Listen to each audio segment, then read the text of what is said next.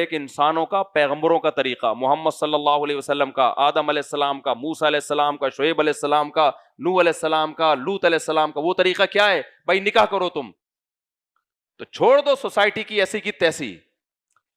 تو اس لیے نکاح کو پروموٹ کرو، جلد نکاح کو پروموٹ کرو، زیادہ شادیوں کو پروموٹ کرو. اس سے کیا ہوگا؟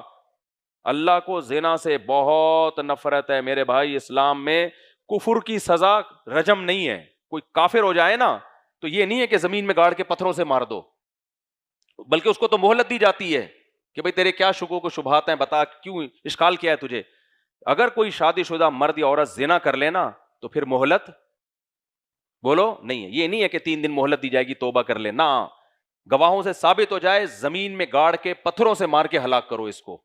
اتنا بڑا جرم ہے یہ. اور کنوارا کرے تو چوک پہ کھڑا کر کے 100 کوڑے مارو. یہ سورہ نور کی آیتیں ہیں.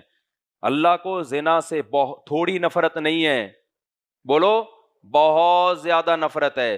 یوسف علیہ السلام مصر کے جیل میں تھے، مصر کے محل میں تھے، ملازم تھے. بادشاہ کی بیوی ڈورے ڈال رہی ہے، دروازے بند کر کے زنا کی دعوت دے رہی ہے.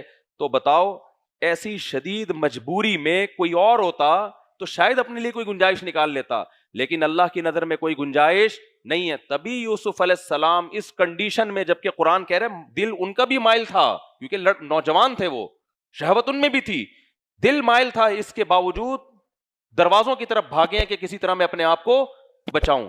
اور پھر اس زلیخا نے دھمکی دی کہ اگر تو نے میری خواہش پوری نہیں کی میں جیل میں ڈال دوں گی. کوئی دیکھنے والا نہیں ہے، کوئی بدنامی کا خطرہ نہیں ہے، اور رشتے کا حصول بھی ممکن ہے کہ اجنبی ملک میں. تو کیا کہہ رہے ہیں؟ رب السجن احب الی مما یدعوننی الی. اے اللہ مجھے جیل زیادہ محبوب ہے اس گناہ سے جس کی طرف یہ مجھے دعوت دے رہی ہے.